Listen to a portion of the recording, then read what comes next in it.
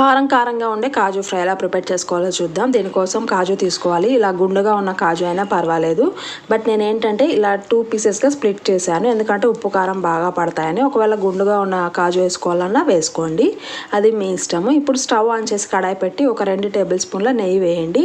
నెయ్యి లైట్గా వేడిగా ఉన్నప్పుడే మనము ఈ కాజు వేయాలన్నమాట. ఓవర్ హీట్ అయిన తర్వాత వేస్తే మాడిపోతాయి. సో అందుకని లైట్గా వేడిగా ఉన్నప్పుడే ఈ కాజు వేసి బాగా ఫ్రై చేసుకోండి. లైట్ గోల్డ్ కలర్ రావాలన్నమాట. సో అంతవరకు ఫ్రై చేసుకోండి.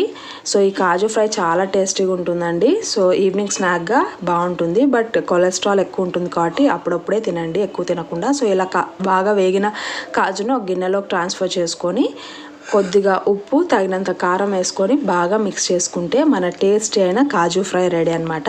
సో మీలో ఎంతమందికి కాజు ఫ్రై ఇష్టమో కామెంట్ సెక్షన్లో తెలియజేయండి. సో మీకు నా వీడియో నచ్చినట్టయితే please like, share and subscribe to my channel.